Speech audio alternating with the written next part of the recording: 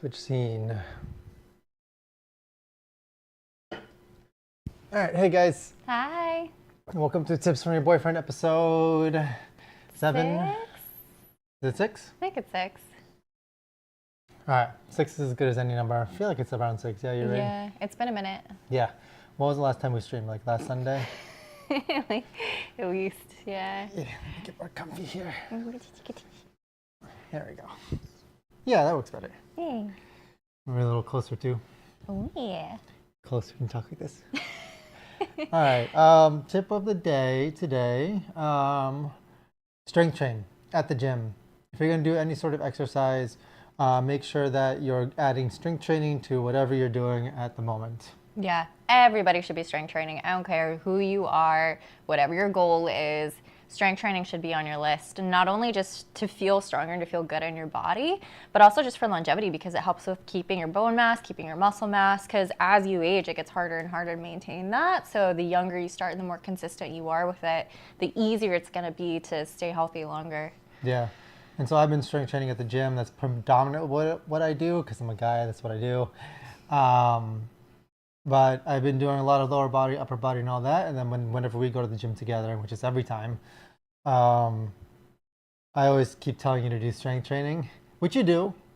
But I guess I'm busy in my own world, so I don't see it. So this tip is not only just from me in the sense that I give her the tip of strength training, but you also give the tip of strength training for all your clients at work, right? Yeah, I get a lot of runners, and unfortunately, most of them just run.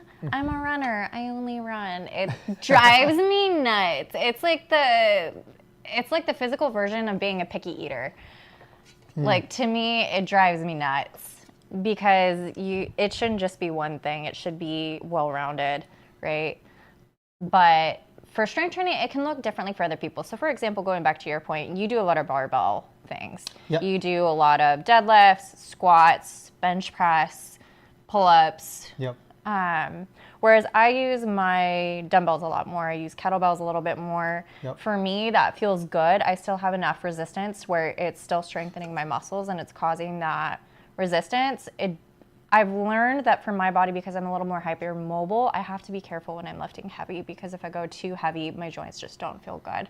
So for me, kind of supporting my joints with lower weight, higher reps, that personally makes me feel better.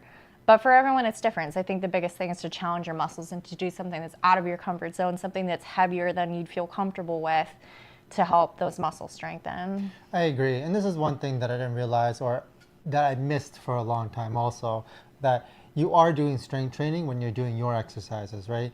But for some reason, for the longest time, only believed strength training was basically barbell exercises or dumbbell exercises in which you're just pushing yourself to your limit to increase the amount of weight that you can continue lifting. So I always thought the definition of strength training was basically doing bench press, doing rows, doing squats, doing deadlifts, like lifting as much weight as you can. But the more that I see you doing your strength training, the more I realize that strength training is actually like so many different things. As long as you're strengthening your muscles in order to do much more healthy movements in your daily life, that can be all considered strength training. So I suspect that a lot of people have the same assumptions that I used to.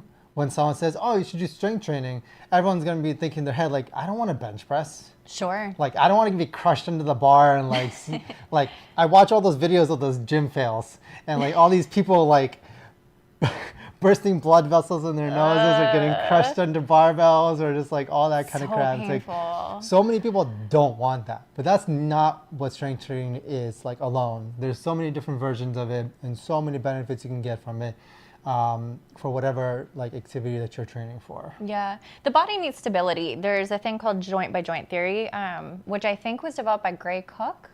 I want to say there's one other person that he developed it with. But anyways, it alternates. You have stable joints and you have mobile joints. So for example, your ankles are really mobile. They're supposed to move in every direction possible. Whereas your knees are stable. They only bend and they extend and that's it. And then your hips are mobile and then your upper body your shoulders are mobile. So it kind of alternates the way that it goes. But when something like your knee becomes too mobile and it starts to move in other ways than just bend and flex, that's when you get pain. And that's why stability or strengthening the muscles around that to support it and recreate that sense of stability where it only goes that one direction is so important. So learning to keep that stability in your body, especially for people who are like very flexy, is important. Or for my runners, for example, I was gonna say strengthening their hips to support just the amount of pounding that happens in their body is so important. And your runners really don't want to strength train, right? No. I think because cardio comes so easily to them, strength training's hard. Right. And I think that's the thing most of us do is we kind of lean into what feels good or what comes naturally to us. For example, we were talking yesterday about how you hate doing lower body because upper body just feels so good to you. Yeah. Whereas I feel like a lot of women are the reverse, where a lot of women kind of lean into lower body exercises because to us, we have a little bit more muscle and a little bit more like leverage down there, so to speak. But it's important to challenge your body in other ways. Agreed. The whole upper body, lower body split, that's an interesting one to me because I don't really know what it is. I don't know if it's a mental thing. I don't know if it's a muscular thing. I don't know if it's like a signal to my brain thing where like I will push myself to the breaking limit when I do bench press. I will literally go until failure and it will feel great. It'll hurt. It'll be really hard, but it'll feel good. But then like if you ask me to go until my failure for squats, it'll feel like death. It feels miserable. Yeah. It's weightlifting. I'm doing 3 sets of 8 reps typically. So like my last rep of my last set, I'll typically go towards failure. But squatting feels so bad. Yeah. I don't know why, like my upper body, lower body thing is like a split for me. Although deadlifting isn't as bad. Deadlifting generally feels pretty good up until failure. And then once I start getting failure in deadlift, I get really freaked out because it's like deadlifting is so form dependent that if you're going to failure, but your form fails first, you're going to be prone to injury. Sure. And so I try not to go to failure for deadlift too much. I think that's another thing that holds people back from strength training is they're afraid of injuring themselves. They're afraid that if I do this wrong, which I think if you need to invest in a trainer to begin with or going to a group class to have someone kind of checking your form and making sure that you're on point when you try something new, I think that's a great idea. I think everyone should do that, at least in the beginning.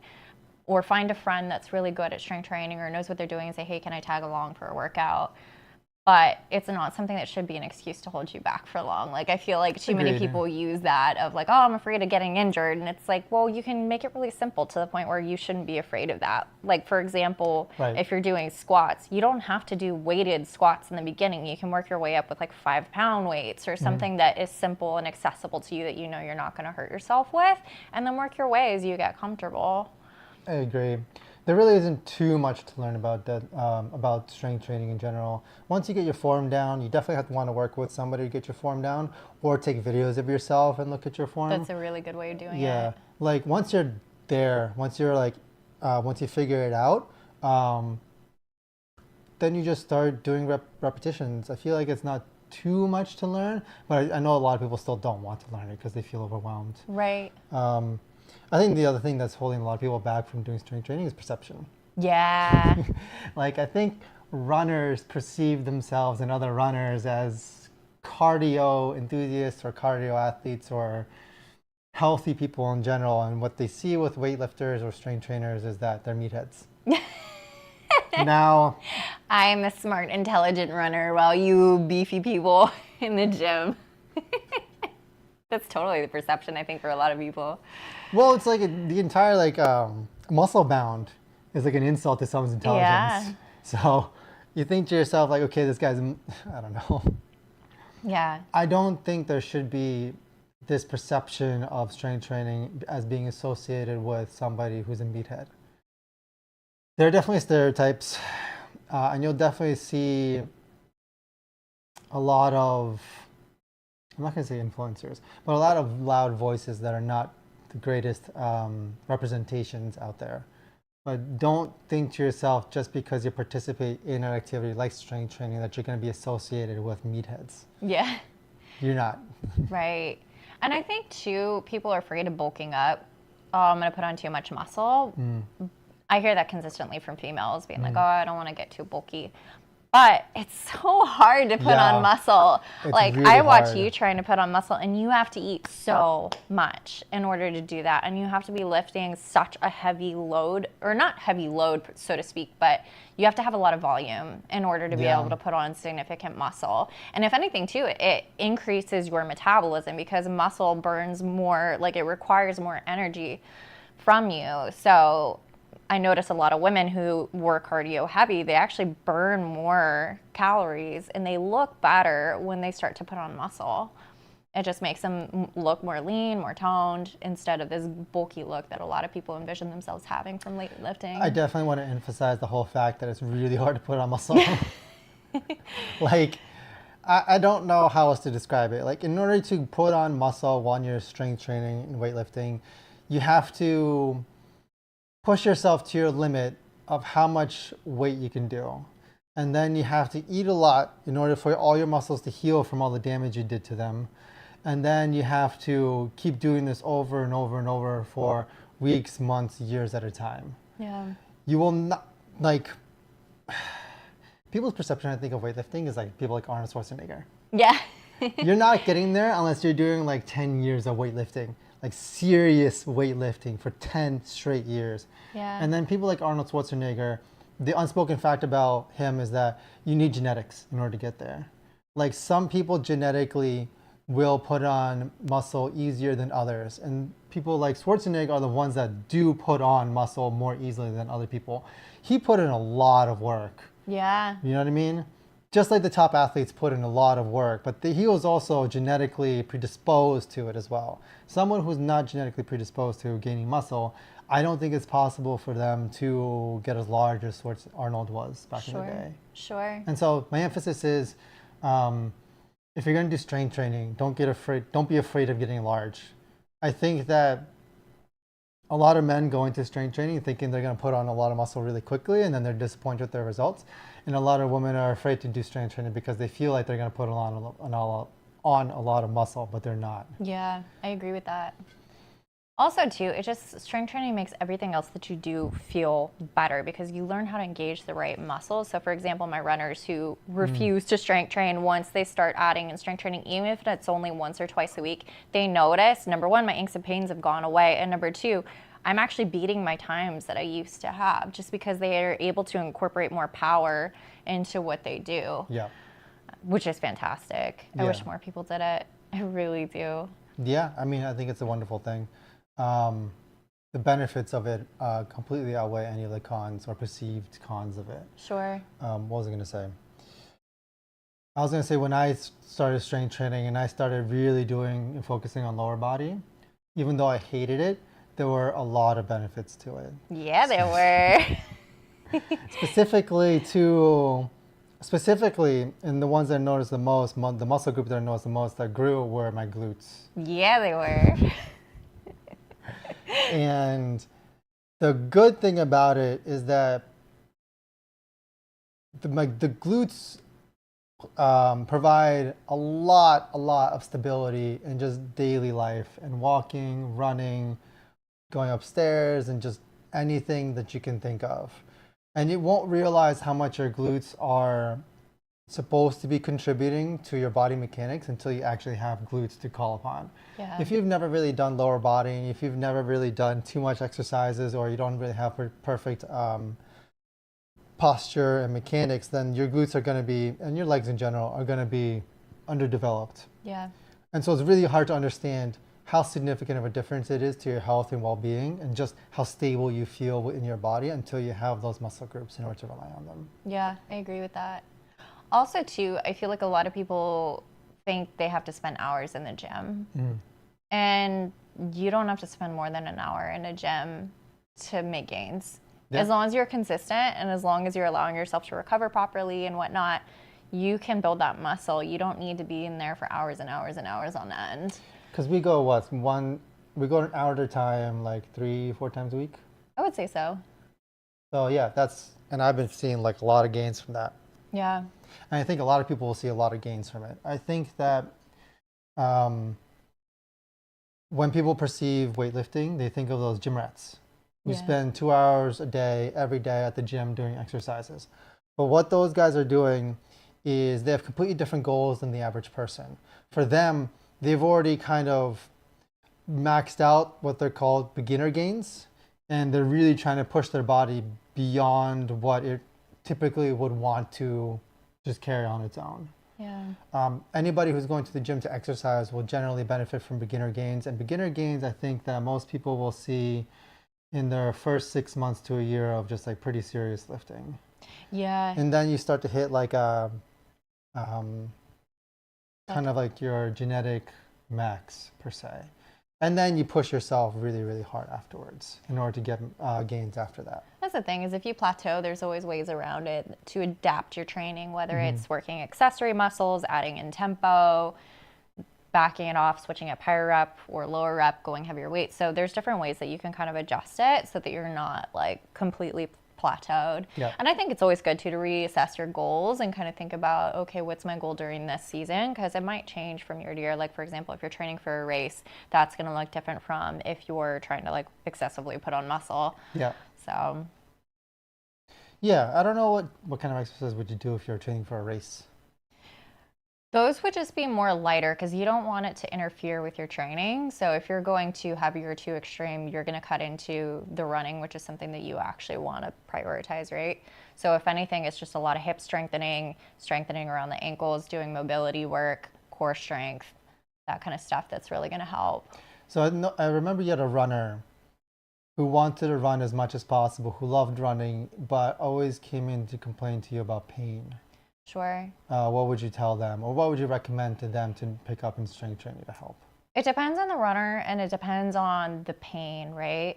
I think for that person, they were dealing a lot with knee pain and it was coming from a lack of strength in their hips. So doing things like bridges, single leg bridges, clamshells, doing anything where you're doing a little bit of like glute med activations or like banded, like throwing the like booty bands around your knees. Yep. And doing squats with those. That kind of stuff is really helpful with strengthening the knee. That, and then for them specifically, it was loosening up their quads because they had really, really tight quads, which I find a lot with runners, is that their quads just completely take over. So trying to get some length in the front there so it's not tugging on that kneecap, creating pain. So I think for that one's a big one too, is foam rolling. People never want to do it. They need to do it. So I think specifically if you're training for like running or a race or something like that, in addition to strengthening your hips specifically, making sure that your quads don't get too tight. That one's a big one. Yeah. For said example. Everyone's different though, right? So. I remember that I didn't run, but I used to rock climb all the time. And I remember rock climbing, you're supposed to do a lot of strength training for rock climbing as well, specifically in the back muscles. But on top of that, they also recommend doing a lot of chest for rock climbing, only so that you don't become unbalanced. Yeah. You know what I mean? So if you're rock climbing, you're doing so many pull exercises where you're pulling back constantly. And I remember one of the trainers at the gym, we used to say like, do training for rock climbing, and if you're doing serious training for rock climbing, remember to do some chest exercises as well so that your chest muscles stay active and can pull your shoulders forward compared to all your back muscles constantly pulling your shoulders backwards. Yeah. So I know rock climbers can benefit from strength training, but I know probably like any sport can benefit from it. Yeah, for example, I have a figure skater that I work with. She cross trains doing strength training. All the NFL, NHL athletes that I work with, they strength train. All that power that comes in like their sprints and things like that, that comes from their strength training. Yeah. And that makes a lot of sense. Like if the sport you're playing relies a lot on bursts of speed or just a lot of power in order to push against other people, strength training makes a lot of sense. Yeah. I remember I had a client, she was 8 months pregnant and I was training her in the gym and she was doing deadlifts with, 25-pound plates on each side and she was pushing the sled with God knows how much weight. And yeah, I had her doing like Bulgarian squats and things like that. And I remember people would come up to me being like, why are you doing this to this 8-month pregnant woman? And I'm like, she does great. She was doing this before she was pregnant, for one, which I think is really important, is like whatever you're doing, make sure you're doing it before pregnancy if you're going to do that. But it really helped her during her pregnancy. And she delivered her baby in, I think it was 30 minutes.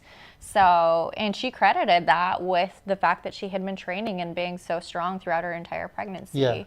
But it was just funny because people were like, why are you torturing this woman? Poor lady, poor pregnant lady. Right. But she was essentially maintaining what she was doing before, right? Yeah. So she was already in the habit of going to the gym before she got pregnant. She was already doing a lot of that kind of stuff. Yeah. Yeah. And I wasn't trying to push her as far as like meeting new goals. I wasn't trying to get her to heavier weights or anything like that. If anything, I just wanted to keep her kind of she where wasn't hitting at. PRs or anything like that. Exactly. Going to the gym, deadlifting 500 pounds or something like that. Yeah. Oh man, that'd be crazy. Yeah. I mean, besides that, strength training has been a huge like benefit to my life. I know I don't look that strong on camera. Some biceps though.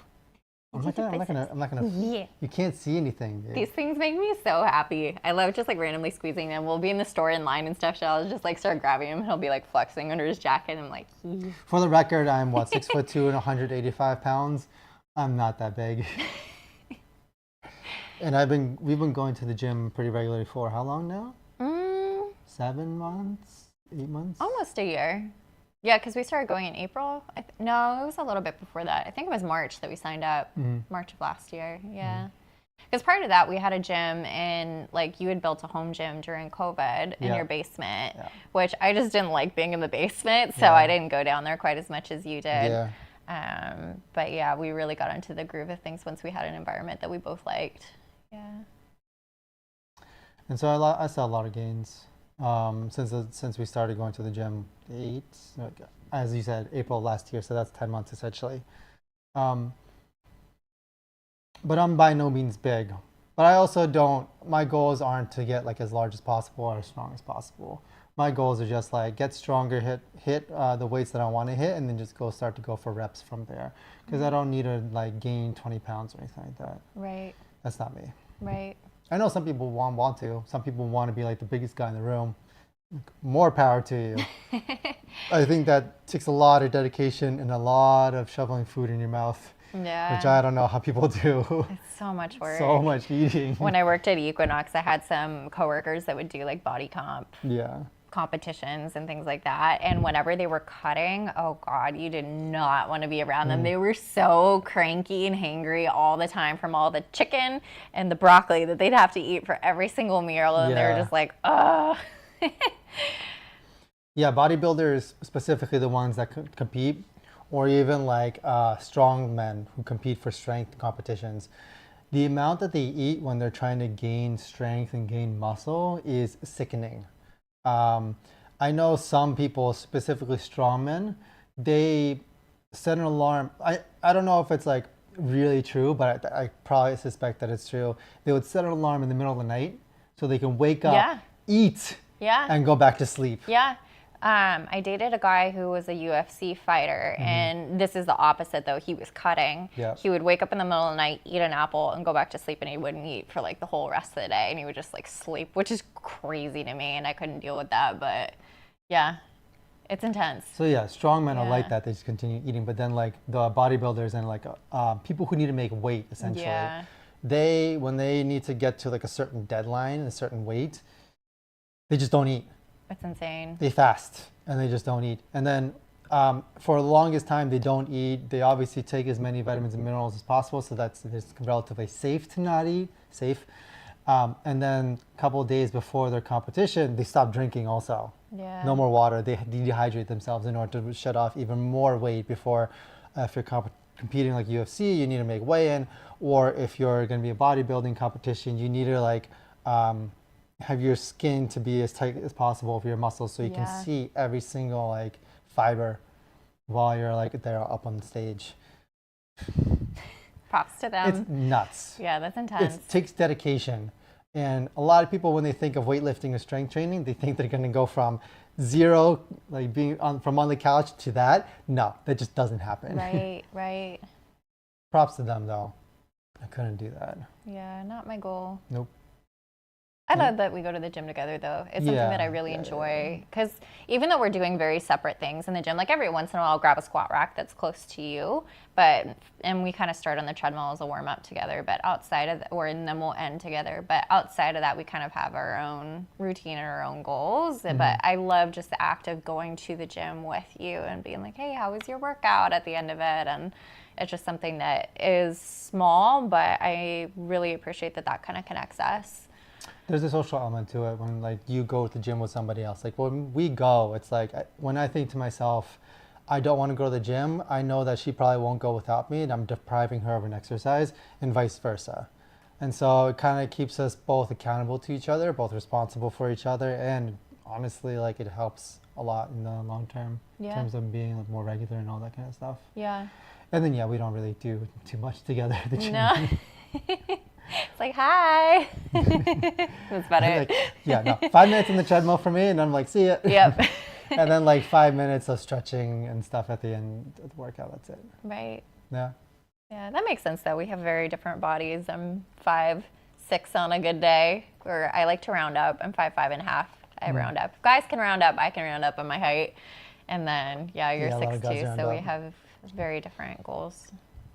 I feel like my goals lately have just been trying to keep my joints together, because between my hip, I had hip surgery almost 10 years ago now, and then my shoulder subluxes, and like I tend to have hypermobile joints, and so I've noticed as of recently they've been popping and cracking a lot more, and I've been getting a little bit achier. So I think for me, kind of going back to like physical therapy style strength training has been kind of my goal recently, to regroup until my body feels a little bit more intact before I start adding on some more weight. Yeah, and I think that's good to have goals in general. Don't go to the gym and just like walk around there, do a few things here and there, and not keep any routine because you just don't have goals in sight. Definitely have goals before you go to the gym. Yeah. For me, my goal is twofold: health and aesthetics. Like I want to look good. Who doesn't want to look good? Into old age anyways. I'm 34, and so like I need to maintain. I'm not young anymore. And then health wise, my health goals is number one, I have sciatic pains, and so as long as I keep my legs and my lower back strong, those will never bother me. And so that definitely motivates me to go to the gym and to do leg exercises. Number two, joint and aches and pains also, specifically from just sleeping in the wrong position these days. And so whenever I do exercises for my core, for my upper body and all that, then like that helps so much with any sort of aches and pains I might get from sleeping wrong or from getting wrong like twists or cricks. And then number three, I work from home and I sit at a desk all day. I have a desk job. And so working out and keeping a lot of my muscles strong will counteract a lot of bad habits that I have, specifically because I have to sit at a desk all day. Yeah. Going back to what you said about having a plan before you go to the gym, I always mentally, and I used to write it down all the time. Now I kind of rest on my laurels a little bit, where it's like before I go, right? I'll kind of have an idea of like, okay, I'm going to do this and this and this. But I never just go to the gym and just like show up and be like, like I always have a plan before coming in. And I think that's really important too. So you're not just kind of scrambling and wasting time when you're there. And that way, and I think especially to having a program, if you have a very specific goal, is really important. Also, just a random note, if anyone's starting out to strength training, you're not really sure where to start or your form or any of that, the Nike training app is free, and they have some really excellent exercises and programs where they have strength training, they teach you about form, they have videos while you're doing it, it can play your music, they time it out for you. So if there's ever a time where I just don't even want to think, or if I have a client who doesn't have the money for a personal trainer or access to group classes, I always refer them to the Nike training app. So that's always a resource that's available for people, and it's free. That's a really good idea. Yeah. And they have good programs on there for people to pick up? Yeah, they're really excellent. Okay. They're very well-rounded too. And they have different times. So if you're quick on time and you only want a 20-minute workout, or if you have more time and you want like an hour workout, and you can modify it based on what equipment you have available too. Yeah, I would definitely recommend just sticking to one program at the start. Yeah. And like getting good at it and getting stronger and making progress in that program. Yeah, you need to stay consistent. And usually it takes about 6 to 8 weeks for a program to make a difference. I feel like a lot of people will do a program for 2 weeks and be like, well, I don't see any changes. Yeah. It takes 6 to 8 weeks for your body to make those changes. So you have to stay consistent with it. Yeah. And then the last thing that I will mention, I don't know if I don't want to keep talking about this too much longer, is that so much of weightlifting is also dependent on your nervous system Yeah. in recruiting muscles on top of your muscles growing in size in general and strength. When you first go to the gym and you first start lifting weight, that first week or two, you're not really going to be gaining muscle mass or muscle strength. In reality, you're going to be developing a lot better mind-muscle connection through your nervous system. And so like maybe like you the first week you go in there, and let's use bench press as an example. You might you go bench press like 85 pounds. And then the next week after that, you're going in, you're bench pressing 115 pounds. That's not gain in muscle. That's a gain in your nervous system and your mind-muscle connection with that muscle. So keep that in mind, and don't be discouraged that like once your nervous system has caught up to your ability to recruit your muscles, that you kind of plateau a little bit, and then progress becomes slower. Yeah. And that's the last point I wanted to make about that. Yeah, I agree with that. Any closing thoughts? No, I feel like we covered a lot of different aspects of it. I enjoyed that. Yeah, all right, cool.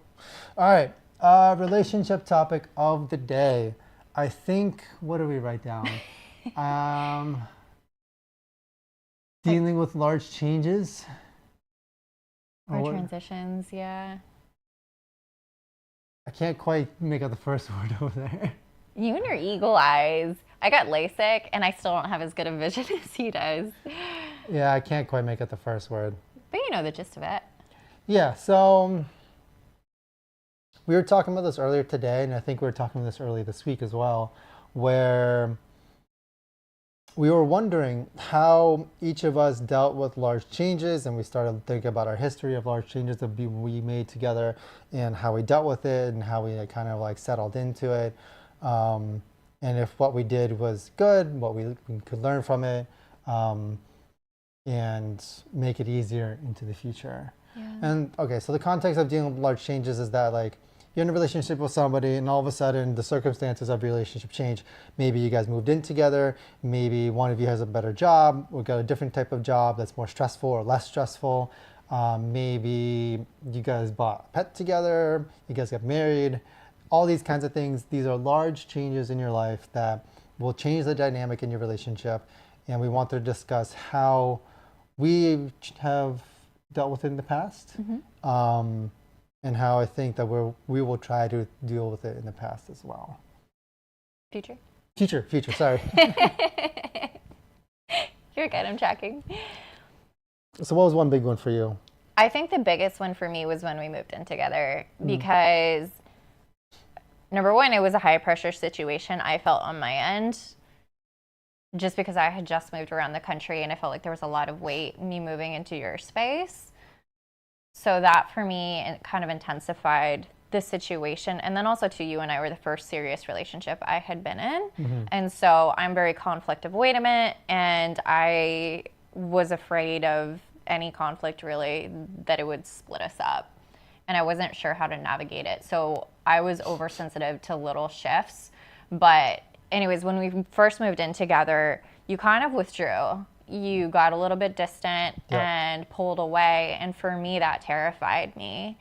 And it was something where we had conversations around it about what I was doing versus what you were doing and how it made us feel. And what you kind of arrived at was, we just got to walk through this. And to me, that was so calming for me, because you reassured me that you weren't going anywhere, but we just kind of needed to settle into it. And we eventually did. It took months. It wasn't something that was right away, but it was something that kind of shifted over time as we adjusted to living together. But that's the one that kind of comes up for me when I think about like big adjustments. And I think for us, that was probably the biggest one in our relationship. I agree, because when we first moved in together, this is hindsight 2020 speaking, right? I was so used to living by myself, being independent, doing whatever I wanted at whenever I wanted, and not having to share space with somebody or having to discuss things with somebody else. That having somebody else move into the same space, we share the same bed, we share the same environment, almost felt like a little too suffocating for me. where I was all of a sudden had to be accountable to another person. And for me, it felt like I had to ask them for permission to do things in which before I could just do whatever I wanted. And so for me, it felt restrictive. Sure. And I realized at the time, and I wanted to reassure you at the time, is that I did want us to move in together. I did want us to take the next step and to keep making steps together into our future relationship. It was not a deal breaker to me that we moved in together and then I always felt like this way, you know what I mean? And so I knew I wanted us to live together. I knew that I wanted our future to have this kind of experience and to grow together. And so I knew that whatever uncomfortable transition that we were going through, we just had to get through it. Yeah. We just had to adjust to it. I had to adjust to it because I feel like you adjusted to it much easier than I did. And so I knew I had to adjust to it. And the way I adjust to things, I can't talk through them. Yeah. I can't. External processor, internal processor. Yeah. I can't like mold myself easily. You know what I mean? I have to push against the wall over and over and over until I realize the wall ain't going anywhere. And so I stop pushing against it. That's what I have to do. That's what it felt like too. Yeah. And so thank you for dealing with me. I hope I didn't make it too miserable for you. But yeah, I think after a while, took months. I don't know how many months, 4 or 5 months or something like that. And I realized that at one point, it's not even my conscious, it's my subconscious has to deal with it, right? Where you're not going anywhere, where I'm not asking you for permission to do things, I'm just informing you essentially a lot of the times. That, and now we're a relationship. We are a couple and we do things together. Not that I need to ask you for permission to do things, but I have to take into account that it's the two of us who are doing things now together. Yeah. That's all. Yeah. I think the thing that was hard for me is that you kind of wanted your independence. And so you wanted to make decisions. But for me, I'm like, hey, this has an impact on me. And communicating that to you, I think you kind of felt maybe that I was trying to control you, like you said. And that wasn't my intention. And I think what made it harder too was the fact that I was so reactive anytime that like you were kind of going through an emotion. I would just took that personally. And so we kind of got in this little cycle. But to your point though, I just had to give you space in order to figure that out on your own. It wasn't something that I could help you through or something that I needed to change necessarily on my end, even though there were adjustments. Like I needed to settle myself so that you could feel more comfortable as well, which is still something I work out. I'm a highly anxious person. So for me, like I need to like get more cozy, as you put it, in a relationship. Yeah. But outside of that, I needed to give you the grace and like the wiggle room to figure it out on your own. And you did. I'm like a cat. Yeah. You can't like force a cat to love you. You have to just let the cat get comfortable with you, and then the cat will come to you eventually. Yeah. The cat's not going anywhere, you know what I mean? Yeah. Just be patient. Yeah. That's all. But yeah, we walked through it. That was an interesting one. And then like hindsight 2020, obviously now we can like kind of like analyze it, think about it, and learn and grow from it. But at the time, it was a little difficult to go through. Yeah. And deal with. But now that we know, now that I know about this, now that I know this about myself a little bit better, I know how to deal with it in the future better. Right. Because I know I become a little withdrawn with changes, I can just let you know that if anything big comes up, this might be how I might deal with it, and I'll try to deal with it as quickly as possible, change as quickly as possible. But I'm sorry in the meantime if I am not really ignoring you, but if I'm withdrawn too much. And I think you've learned or become really good at reassuring me too. I know it's not your favorite because again, anxious person, you're good about reassuring me when you do withdraw or when you do get in like need your space a little bit more. You're good about letting me know like, hey, I'm not going anywhere, you know. And for me, that's really reassuring, and that does allow me to kind of cozy up in the way that I need to. Yeah. Yeah. Yeah, and then like I have my idiosyncrasies and you have your little quirks, and so so being in a relationship is. Yeah, yeah. I really liked the analogy that you shared earlier, though. Kind of we were chatting at coffee about this, but about the molding together and the shoe, and how it's like your foot kind of has to adjust to the new shoe, and the shoe kind of conforms to the foot, and that's kind of how it is in a relationship. And I really appreciated that analogy. It's kind of a weird one, but it works. But the fact that we kind of had to grow together and kind of blend in a way. Yeah. Yeah. Yeah, and then like I use the shoe analogy where like you have to essentially break in your shoes. And then previously used to whatever you're used to, and so you get a new shoe, you know that new shoe is going to be good for you and you bought it for a reason and you really like it and you want to keep it, but you got to break it in. Yeah. You got to get used to it, you got to get comfortable with it. It's going to feel completely different. It needs to mold to your foot. Your foot's going to feel different in it also because like all like the pressure points in your shoe are going to be different than before. And it takes a little bit of time to do it. But just because you put a shoe on once and it's uncomfortable doesn't mean you throw the shoe out and find a new shoe. Yeah. You know that that shoe is good for you. You keep it and you just wear it until it feels like it's your old shoe essentially. Yeah. Yeah. Or comfy enough for you. Yeah. I love that analogy. I feel like it works really well. Yeah. Yeah. I feel like in the next year, hopefully, we're hoping to start a family and things like that. And I think that that'll be probably the next big transition that we go through. And I'm curious as to how that'll end up for us, because I'm sure we have in our minds what kind of parents that we want to be as individuals and like what roles we're probably going to take on. But I'm sure once like kids arrive, that'll be a whole curveball in itself, and we're going to learn what kind of parents we really are and what kind of parents we want to be. And that'll be a big shift for us personally. I feel like that's like the really big unknown for us too. Sure. Where it's like any other big changes that we might think of, like maybe career changes or moving from place to place or like getting a pet or anything like that, would be we have a little bit of experience in dealing with each other and trying to figure all that stuff out. Right. But the moment we become parents, it's not like anything you've done before. Yeah. And so you don't know how you're going to deal with it. You can rely as much as you can on your partner and on your previous experiences in order to deal with it, but it's going to be something completely new that we'll have to figure out while we do it. Yeah. So I think it's going to be a big one. I hope we'll be fine. Yeah. There's going to be a lot of sleep deprivation, I know that. Sure. That's the one I'm scared about, honestly, is the straight sleep deprivation. Yeah. But I think us having a strategy going into it of kind of how we can stay on the same team, like regardless of whatever personal shifts we're kind of having to navigate internally of how we deal with it. I think just things that we can kind of do to reconnect us and get us back on the same page of like, hey, we're on the same team here. Like, let's figure this out. But another big one is like if we ever move to California. Yeah. I think that one's going to be a really big change that we'll have to deal with. Yeah. I think you'll fit in like really well in California and like you feel like a breath of fresh air and you'll be comfy there. But for me, I'll be like a fish out of water. Sure. And it's going to be a little bit of an experience in order to try to figure that one out. Yeah, that would be a really big transition. I don't know if that's going to happen, but if it were, yeah, that would be a big one. Because I know at least for me, when I moved here, it was a good move. Mm-hmm. Like it was something that I needed. Mm-hmm. And obviously like it turned out well. I met you. I have a job that I really love.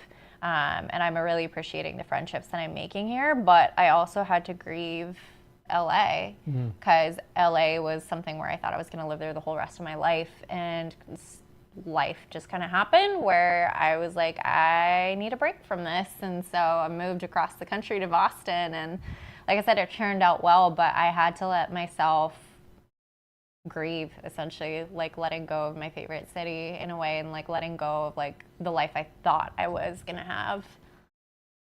And then if we ever move to LA, I'm going to grieve Boston. Yeah. That'll add like an entire new element to our relationship. That'll be fun. Yeah, I don't know. But I make the joke all the time that all thoughts lead to LA. Because she's still 3 years now she's been here. She's still comparing LA to Boston all the time. It's hard. Like I said, I didn't realize just like how much I would grieve because like in my mind, I went from the city that had like the best of everything. And I think to be fair, it's kind of like the ex-boyfriend that you imagine like all the good things about him. And then like you forget all the bad reasons why you guys broke up. Like that's probably what LA is to me. Yeah. Where it's like I fantasize about all these amazing things that I had there when in reality, I left LA for a reason. So I think that's something to keep me in check. But yeah, that's something I need to be careful about too, because it's not fair to just constantly complain about Boston. But I think if we move to LA, I'm going to have a really hard time fitting in over there. I think that like, well, first of all, we'll move and do whatever to like a nice coastal area of LA. We'll be closer to a beach, so it'll be nice to be next to a beach and like have sunny days year round. It's going to be a lot less rain. There'll be no snow. So that's going to be a little bit different or a little bit interesting to deal with, that the seasons are going to be much more mild. Yeah. And then I'll probably be a homebody like I am here. working remotely and just not going outside ever.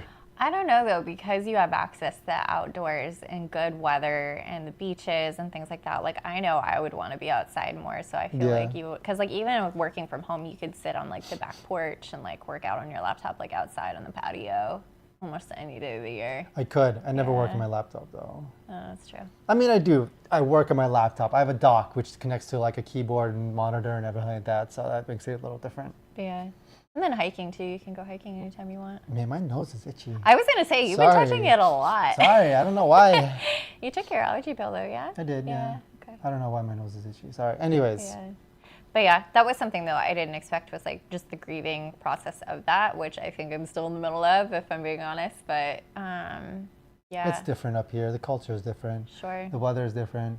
It's been raining That's the all part winter. that bothers me. There's no snow, Yeah. which is annoying. Yeah. And then it's like all the mountains that we want to go to, it's not snowing up there either. It's raining as well. Yeah. Because it's usually like at least 10 degrees colder there, but it's not this winter. Yeah. What other transitions have we been through, or like ones that you can like foresee us going through? Well, we moved from my parents' house, which was a single family home while they were in Oklahoma, to this single bedroom apartment. Yeah, that's true. So we had to consolidate a lot of stuff, and then we moved into a much smaller space. Yeah. So in the single family home that my parents owned, they were in Oklahoma for a career opportunity, and then we were living there and house sitting for them. There was more space. There was multiple different bedrooms. There was a basement that you can work out in, and we could separate it. There's a yard, all that kind of stuff. And so like there's rooms for separation if we ever needed to, where like you could be in one area for the house and I could be in the other area of the house. Yeah. Here we're in one bedroom, and so we're basically on top of each other. Yeah. My like I had an office in the other home. My office is like a desk here in the living room. Yeah. And so no privacy. No privacy, which is not an issue. Like I'm sitting there working, and then whenever she has time off, she's on the couch over here, like reading a book or something like that. And it doesn't bother me when I'm working because I have headphones all the time, often when I'm working or I'm on a phone call. But it still was a transition. Yeah. It was much more of like a shift in proximity to each other, much more than anything else. Sure. Because we still interact with each other about the same amount. We still see each other about the same amount. It's just that now when I'm working and you're working, we're much closer in proximity to each other. Yeah. And oftentimes that does make people feel different. It was just a little bit of a change. It really wasn't that bad to shift over though. I was worried about that transition, honestly, just based on how it was when we first moved in together. I was like, oh man, this is going to be a big one. But I feel like we just really took it in stride. Yeah. And like there was a few times in which like I had to learn how to tell you that I'm working. Yeah. And please don't bother me at the moment. Yeah. And I think that's legitimate because I need to be able to communicate when I need to get work done for my job. And she needs to be able to respect that, because if I don't get work done for work, that's not a good thing. Yeah. For my career. But I need to be able to communicate in a way that's like appropriate. I can't just get frustrated and yell at her to leave me alone. I have to communicate to her in a respectful like way that, hey, I'm busy, I'm on a phone call, or I need to get this job done, I need to get this stuff done for work, and please don't bother me at the moment. Yeah, yeah. The other big transition we had last year was getting married, I think. Because I think a lot of people had said, well, if you've been living together before you get married, you're not really going to notice any difference. But for us, I feel like, at least speaking for myself, there was definitely a shift when we got married, and it felt really good and it felt really yummy. Like I don't know like a better word to kind of describe it, but I just felt like there was just, I don't know, there was an intangible shift once we got married to where things just felt really good and they felt really easy. It was the same for me, but maybe to a less of an extent, where for me, it was like a perception of commitment, where we went through ceremonies of commitment to each other. Yeah. And after the fact, well, we were both there, we had our family there, we had our friends there, we're now legally binded as well. And just being comfy in that sort of area. Whereas before, there wasn't any sort of like legal commitment or anything like that, where we were living together, but we were boyfriend girlfriend. After now we're married, husband wife, and we can really just relax into the labels essentially of husband and wife. Yeah. It makes things easier. You know what I mean? There's no more, not even a inkling in the back of my head like what if. Yeah. It's like nope, that's it. Right. It makes it so much easier to talk about the future and plan for it too, because it's not like, well, if we get married, then da, da, da, da, da, or like if our future just merged together. Whereas like now it's just like, okay, well, what's our next step? Yeah, we're a couple. Yeah. That's it. Yeah. It's not like, oh, what am I going to do next or what is she going to do next? No, it's like, okay, let's discuss. What are we doing next? Yeah. That's it. We. No more me and you, just we. Us. Yeah. Elite marriage. Elite marriage. I feel like that wasn't that much of a shift though. Like we got married and it felt good after the fact, but there wasn't any sort of like difficulties that we had to manage. No, I don't think so. Yeah. Even the wedding planning itself was pretty easy, so to speak. Like we didn't have anything like major, like we didn't have like any major stress between us when it came to like the planning part of it. Right. Yeah, we were just kind of like, well, a little bit. Sure. Yeah. But let's not get into it. It's like, yeah. Long story. Long story. Not appropriate at the moment. Let's wait for a little while longer. Yeah. But yeah. Other big shifts. I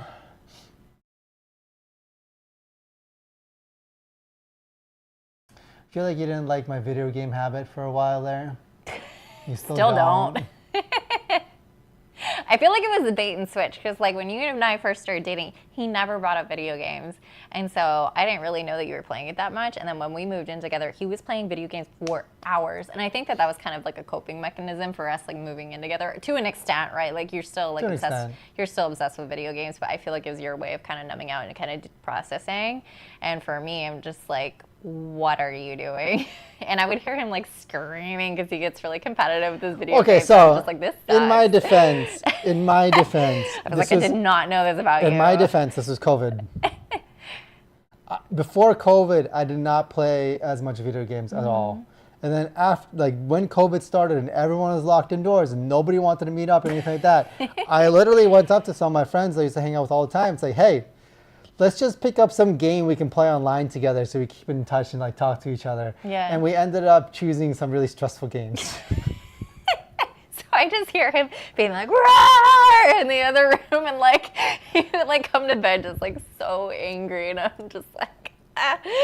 But for context, me and my friends end up playing Battle Royale games. We went from Fortnite. We didn't like Fortnite too much. We went to Call of Duty. We didn't like Call of Duty too much. And we settled on Apex Legends. Stupidest game ever. And when the three of us logged on together, we always played ranked and we always sweated as hard as we could. And we tried our hearts out and we would just get angry at certain types of like BS situations that we were in.